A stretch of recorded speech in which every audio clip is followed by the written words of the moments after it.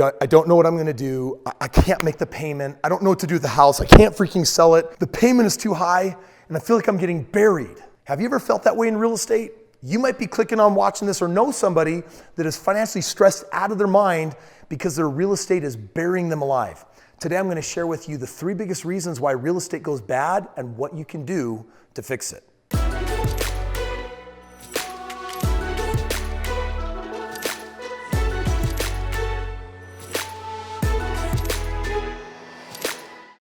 When you're investing in real estate, it's easy to make the common mistakes that people regret. And there are 3 big ones. And right now, if you have a house and you don't want it, I want you to first of all check if you've made one of these 3 mistakes, and then I want you to learn from it, and let's see if I have some advice that can help you get out of this mix. Okay, if you're feeling the suffering in the game of real estate, then one of the 3 big mistakes that you may have made is that you are overpriced in the market.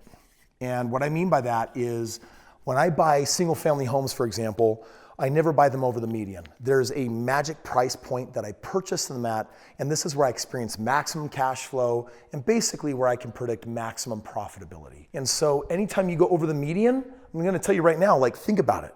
If you have a $200,000 house, you're gonna get a good cash on cash. If you have a $100,000 house, you're gonna get less cash flow, but a higher percentage of cash flow. If you buy a $300,000 house and you wanna rent it out, there's a good chance you are already approaching or are at break even. Bottom line, you buy $1 million house, you're gonna go negative thousands of dollars a month because the rental market can't bear that. So what we do here is we have a strategy to make sure that we're not in the $1 million range, we're not at that break even range, we're actually far below that when we're buying below the median in a sweet spot of high cash flow.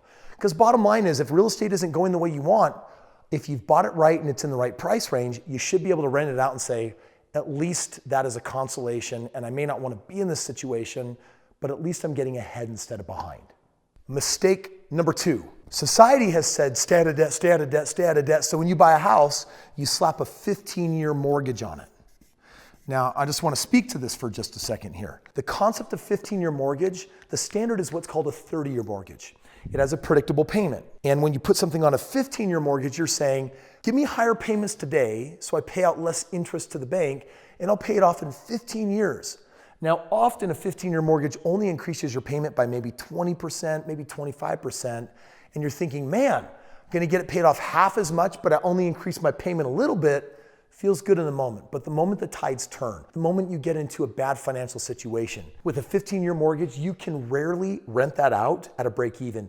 You're usually losing money. And the 3rd biggest problem that you might be having, for which I have a grand solution, is that you are cash flow poor, which means there's just not enough cash flow. When you take property management expenses into account or the expenses of the people in the house, all of a sudden the big problem you're facing here is that you're negative and you're needing to come out of pocket every month to sustain your real estate. Now there are solutions, but these are the 3 biggest problems. You're either in the wrong price range, you're on a 15-year mortgage, or you're cash flow poor.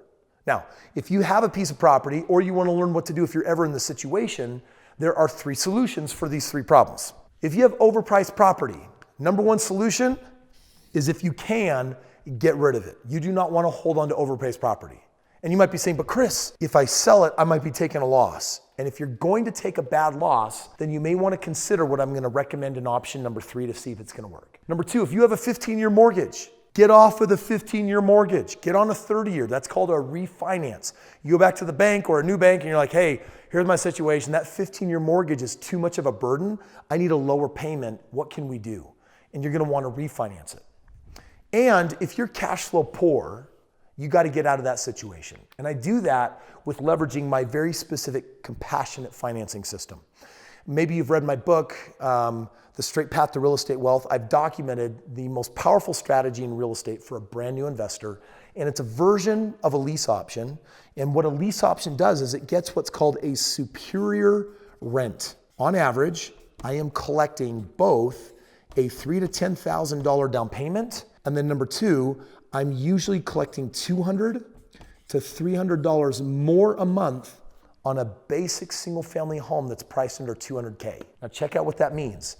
If your cash flow break even here, now you're gonna collect $5,000 and you're gonna be $200-300 up a month. Guess what that does? Solves problems. If you have a 15-year mortgage, You could use this to negate the effects of it and still get it paid off in 15 years. But if you want to be safer, you'd refinance it down and you would take the money today. Don't lock up money in the bricks of your home. Do not lock up money in real estate. You want as much money as you can have in your pocket today so you can what? Have this home while you go and buy another home. And then finally, if you are overpriced and you can't sell it without taking a bath, this is also the solution that you really are going to want to look at. It's that lease option program. And if you click the link in the description below, you can learn all about that system. You can talk to a member of my team and we can find out if it's a match. I will tell you this. If you have a piece of property you do not want to own and you're not sure what to do, click the link, talk to my team, and what we're going to do is we're going to provide a solution. We're going to provide your best solution so that we can help you get back on your feet and better yet, ahead of the game.